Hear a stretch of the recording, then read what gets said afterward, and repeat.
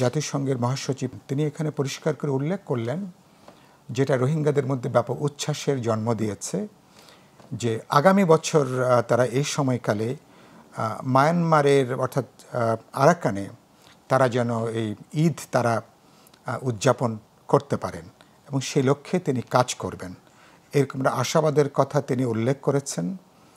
আমাদের অন্তর্বর্তী সরকারের প্রধান প্রফেসর ইউনূস তিনিও একই টোনে তিনি তার তো উচ্ছ্বাস আরও আরেক কাঠি উপরে তিনি চট্টগ্রামের আঞ্চলিক ভাষায় তিনি তাদের সাথে যেভাবে তিনি কমিউনিকেট করলেন সেটাও একটা উচ্ছ্বাস, এটা আশাবাদের জন্ম দিয়েছে।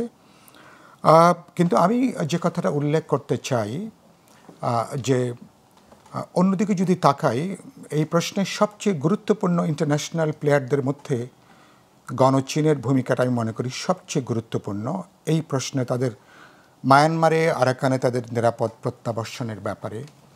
কিন্তু চীনের ক্ষেত্রে এ পর্যন্ত আমরা দৃষ্টিগ্রাহ্য অথবা ধরুন কার্যকর অর্থে এখনও পর্যন্ত আশ্বাসের বাইরে রোহিঙ্গাদের প্রত্যাবর্তনের ব্যাপারে আমরা কোনো ভূমিকা এ পর্যন্ত লক্ষ্য করিনি।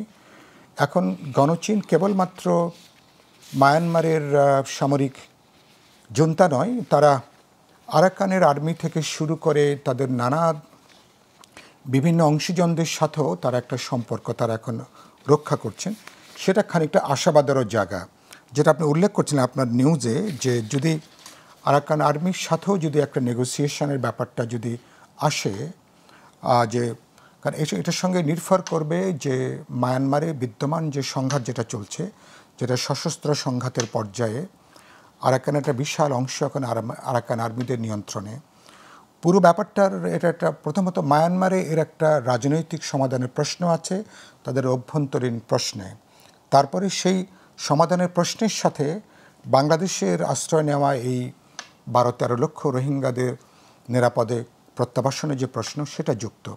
আর এর বাইরে অন্যান্য গ্লোবাল প্লেয়ার যারা, আমি জাপান বলি অথবা ভারত বলি, রাশিয়া বলি, তারা কিন্তু যাদেরকে আমরা বন্ধু হিসাবে বিবেচনা করে এসছি এ পর্যন্ত নানাগুলো কারণে, বাস্তবিক কারণে, তারা কিন্তু এ পর্যন্ত আমি দেখছি কোনো দৃশ্যমান কার্যকরী কোনো ভূমিকা পালন করতে পারেনি। তারা যে অর্থনৈতিক সহযোগিতা করে যাচ্ছেন নিশ্চয়ই তাদেরকে আমরা ধন্যবাদ জানাই। ইতিমধ্যে তো শোনা যাচ্ছে যে তহবিলের সংকটটা বাড়ছে এবং তাদের খাদ্য থেকে শুরু করে অন্যান্য নিরাপত্তার যে প্রশ্ন সেটাও আগামী কমাসের মধ্যে ঝুঁকিতে পড়তে যাচ্ছে। ফলে আমি মনে করি যে জাতিসংঘ সহ অ্যান্টোনিও গুটেরেস তিনি তার অফিস এবং তিনি গুরুত্বপূর্ণ স্টেক হোল্ডারদেরকে তিনি যদি সত্যি তিনি যদি সিরিয়াসলি পুশ করতে পারেন আলাপ আলোচনা করে, এবং যার সাথে মায়ানমারের যখন নানা পক্ষ, এই পক্ষর সাথে একটা যুক্ত বোঝাপড়ার সমঝোতা এই প্রশ্নে যদি করা যেতে পারে, আমি মনে করি কিছুটা আশাবাদের জায়গা আছে। ইন্টারন্যাশনাল কমিউনিটি এ ব্যাপারে এ পর্যন্ত গত 7-8 বছরে তারা কোনো অনুদান বা অর্থনৈতিক সাহায্য বা খাদ্য সাহায্যের বাইরে বা স্বাস্থ্য চিকিৎসাগত সহায়তার বাইরে তারা কোনো কার্যকর এই সংকট সমাধানের ব্যাপারে, তাদের প্রত্যাবাসনের ব্যাপারে কিছু করে তারা তেমন তারা কোনো কার্যকর উদ্যোগ আমরা কিন্তু লক্ষ্য করিনি।